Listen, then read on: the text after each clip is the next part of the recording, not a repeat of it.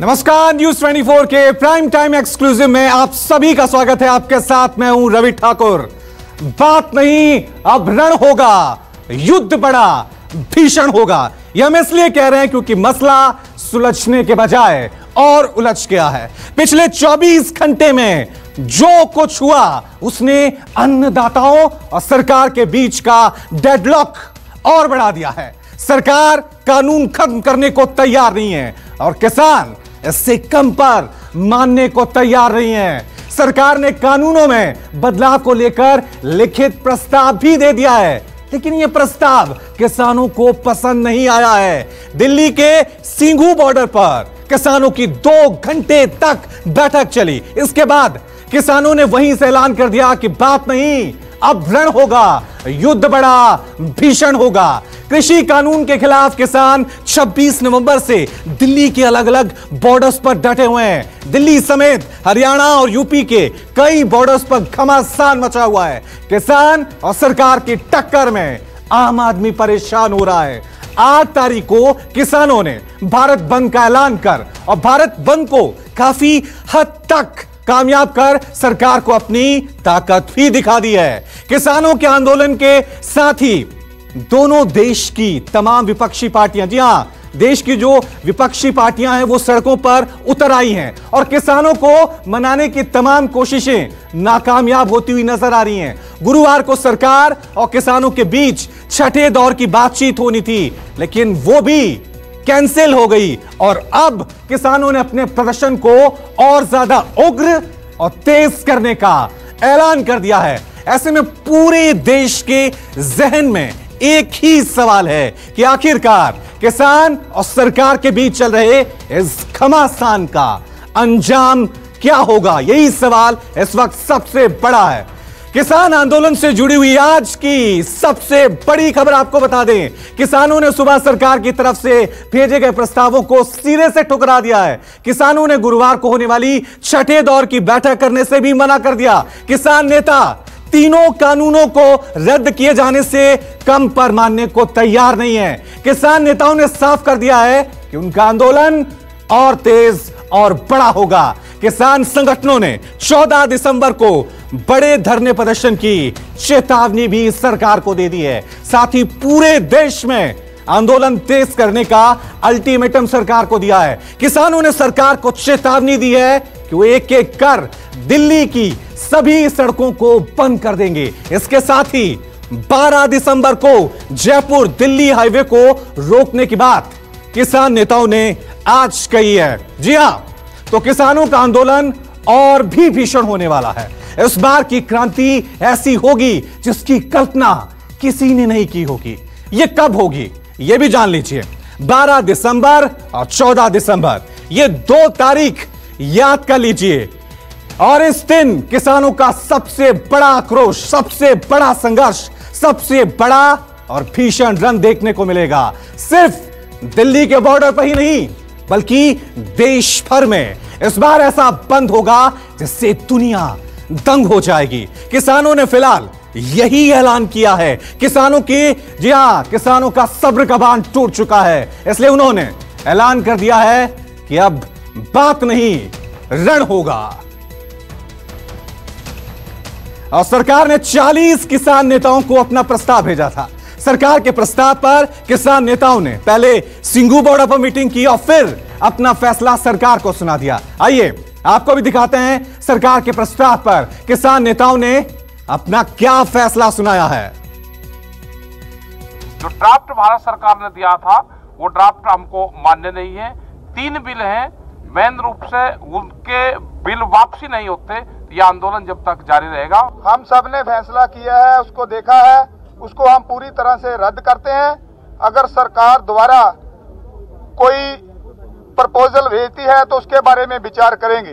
दिल्ली जयपुर और आगरा दिल्ली जो एक्सप्रेसवे है उनको गिराव की तारीख हमने फिक्स कर दी है और हर हालत में दोनों जो रोड्स हैं वो 12 तारीख को हम बंद कर देंगे हर हालत में और सभी संगठन रल के इसको करेंगे। 14 तारीख को पूरे देश के अंदर बड़ा आंदोलन होगा, हर जगह प्रदर्शन किए जाएंगे। 14 तारीख को, 12 तारीख को जयपुर हाईवे रोड है उसको रोका जाएगा और इसको जो टोल प्लाजे हैं इनको पर्चे मुक्त किया जाएगा। ये फैसला पूरे देश के अंदर लिया गया है और सब जगह पे इस आंदोलन को और ज्यादा तेज करने के लिए पूरे देश के अंदर कॉल दी जा रही है कि सभी देश से लोग जो है वो दिल्ली की तरफ कूच करेंगे, ये कॉल दी जा रही है। और अब आप पूछेंगे कि आखिरकार सरकार ने फॉर्मूला क्या दिया था जिससे किसानों का दिमाग हिल गया है। आइए चलिए आपको ग्राफिक्स के जरिए हम समझाते हैं कि आखिरकार वजह क्या है। किसानों की मांग थी कि कृषि कानूनों को खत्म किया जाए। इस पर सरकार ने प्रस्ताव दिया कि कानूनों के जिन प्रावधानों पर किसानों को आपत्ति है उस पर विचार किया जाएगा, बदलाव किए जाएंगे, लेकिन कानून खत्म नहीं होगा। किसानों की मांग है कि विवाद की स्थिति में किसानों के पास सिविल कोर्ट में जाने का विकल्प होना चाहिए। सरकार इसको लेकर बदलाव करने को तैयार है, यानी किसानों को सिविल कोर्ट के पास जाने का ऑप्शन देने को रेडी है। किसानों को डर है लेकिन कि नए कानून से वो निजी मंडियों के चुंगल में फंस जाएंगे। सरकार ने अपने प्रस्ताव में कहा कि वो इसमें भी बदलाव करने को तैयार है। राज्य सरकारें निजी मंडियों के रजिस्ट्रेशन की व्यवस्था लागू कर सकेंगी। राज्य सरकारें एपीएमसी मंडियों में शुल्क भी निर्धारित कर सकेंगी। किसानों का कहना है कि कानून में कृषि एग्रीमेंट के तहत रजिस्ट्रेशन की कोई व्यवस्था नहीं है। सरकार ने अपने प्रस्ताव में कहा कि लिखित एग्रीमेंट की कॉपी 30 दिन के भीतर एसडीएम ऑफिस में उपलब्ध कराने की व्यवस्था होगी। किसानों को डर है कि नए कानून से उनकी जमीन की कुर्की हो जाएगी और सरकार का कहना है कि प्रावधान स्पष्ट है, फिर भी किसी प्रकार के स्पष्टीकरण की आवश्यकता हो तो उसे जारी किया जाएगा। किसानों को व्यापारी की जगह सिर्फ पैन कार्ड पर फसल खरीद की व्यवस्था से धोखे की आशंका है, लेकिन इस पर सरकार का कहना है कि राज्य सरकारों को इस तरह के रजिस्ट्रेशन नियम बनाने की शक्ति दी जा सकती है। इसी तरह किसानों को भय है कि उद्योगपति उनकी जमीनों पर कब्जा कर लेंगे, पर सरकार का कहना है कि जमीन पर किसानों का ही हक होगा। किसी भी आशंका का समाधान किया जाएगा। किसान बिजली संशोधन बिल 2020 को भी खत्म करने की मांग कर रहे हैं, लेकिन प्रस्ताव में सरकार ने कहा कि किसानों के बिजली बिल भुगतान की व्यवस्था में कोई बदलाव नहीं होगा। सबसे बड़ा मसला एमएसपी का है। किसान बार बार यही कह रहे हैं कि नए कृषि कानूनों से एमएसपी पर फसल नहीं बेची जा सकेगी, अनाज निजी व्यापारियों के हाथों में चला जाएगा। लेकिन सरकार ने प्रस्ताव में आश्वासन दिया है कि केंद्र सरकार एमएसपी की वर्तमान खरीदी व्यवस्था के संबंध में लिखित भरोसा देगी। हालांकि हकीकत यह है कि दिल्ली के बॉर्डर पर डटे किसान सरकार के इस लिखित प्रस्ताव से संतुष्ट नहीं हुए।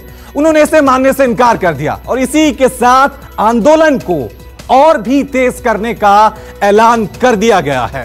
तो लगातार यहां पर संघर्ष जो है वो देखने को मिल रहा है। लगातार हम आपको दिखा भी रहे हैं, एक एक चीज, एक एक अपडेट हम आपको बता रहे हैं कि किस तरह से अभी भी पेच सरकार और किसानों के बीच यहां पर फंस रहा है। एमएसपी के बारे में बात हो या फिर बिजली बिल को लेकर हो, सिविल कोर्ट की बात हो, हर बात हमने आपको समझाई है। सरकार ने अपना प्रस्ताव तो भेज दिया, लेकिन किसान संगठन अपनी मांगों पर डटे हुए हैं। हमारी सहयोगी अभिलाषा अब आपको बताएंगी कि किसानों की मांग की वो 10 पॉइंट क्या हैं। जी, तो सरकार ने अपना प्रस्ताव तो भेजा है, लेकिन किसान अपनी मांगों को लेकर अड़े हुए हैं। किसानों की पहली मांग है कि सरकार अपने तीनों कानूनों को वापस ले ले। इसे लेकर किसानों का कहना है कि मोदी सरकार को संसद का विशेष सत्र बुलाकर उनकी इस मांग पर जल्द से जल्द एक्शन लेना चाहिए। किसानों की दूसरी मांग है एमएसपी यानी मिनिमम सपोर्ट प्राइस को लेकर। किसानों की मांग है कि न्यूनतम समर्थन मूल्य को सरकार कानूनी अधिकार के तौर पर उन्हें सौंपे, जिससे किसानों के अनाज के सही दामों में कोई गड़बड़ी ना हो पाए। इसके बाद तीसरी मांग की बात करते हैं। किसानों की जो तीसरी मांग है वो है स्वामीनाथन कमेटी की रिपोर्ट पर। उनका कहना है कि इसी रिपोर्ट के आधार पर एमएसपी तय की जाए। आपको बता दें कि 2004 में केंद्र सरकार ने एमएस स्वामीनाथन की अध्यक्षता में नेशनल कमीशन ऑन फार्मर्स का गठन किया था। इसे आम लोग स्वामीनाथन आयोग कहते हैं। इस आयोग ने अपनी 5 रिपोर्ट सौंपी थी। आखिरी और 5वीं रिपोर्ट 4 अक्टूबर 2006 में सौंपी गई थी, लेकिन इस रिपोर्ट में जो सिफारिशें हैं उन्हें अभी तक लागू नहीं किया जा सका है। वहीं पराली पर नया अध्यादेश वापस लेने की अपनी चौथी मांग को लेकर भी किसान अड़े हुए हैं और सरकार के सामने उन्होंने ये बात रखी है दरअसल वायु प्रदूषण से निपटने के लिए सरकार ने पराली जलाने पर 1 साल की जेल और 1 करोड़ रुपए तक के जुर्माने का अध्यादेश जारी किया है, जिसे लेकर किसानों में खासी नाराजगी है। इस नियम से काफी परेशान है किसान और चाहते हैं कि इसे खत्म किया जाए। किसानों की एक मांग ये भी है कि खेती के लिए डीजल की कीमत आधी कर दीजिए। कोरोना के बाद से पेट्रोलियम की कीमतों में जबरदस्त उछाल आया है, जिसकी वजह से खेती करने की कीमत में भी इजाफा हुआ है और इससे किसानों की परेशानी काफी बढ़ गई है। वहीं किसानों ने किसानों के खिलाफ दर्ज मामले को भी वापस लेने की मांग अपनी रखी है।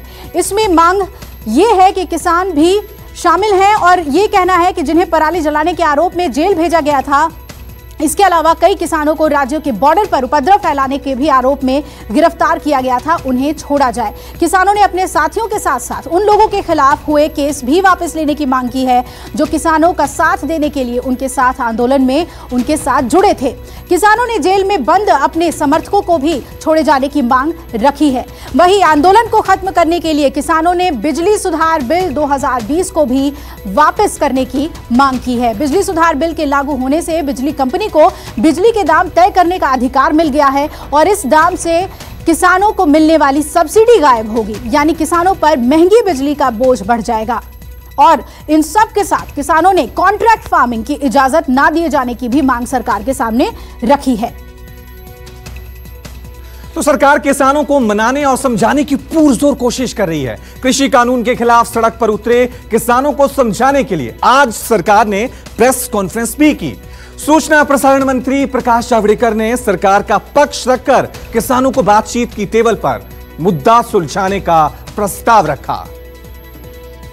सरकार खुले मन से किसानों के साथ चर्चा कर रही है और लोकतंत्र में चर्चा के द्वारा ही समाधान होता है, यह हमारा विश्वास है और वैसे ही होगा।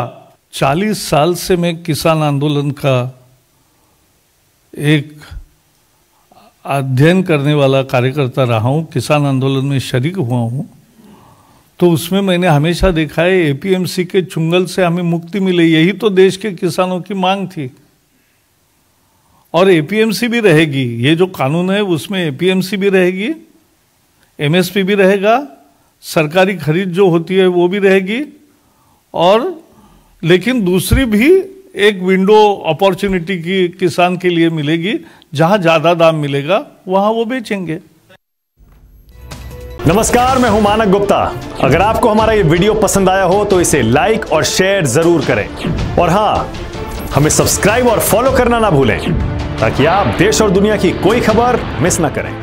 चाहे कोई ब्रेकिंग न्यूज हो या कोरोना वायरस से जुड़ी कोई भी अपडेट, पॉलिटिक्स हो या आपकी जेब से जुड़ी कोई खबर, इलेक्शन की कोई न्यूज हो, कोई कंट्रोवर्सी हो या फिर कोई वायरल वीडियो, सब कुछ मिलेगा न्यूज़ 24 पर। तो जुड़े रहिए हमारे साथ और देखते रहिए न्यूज़ 24।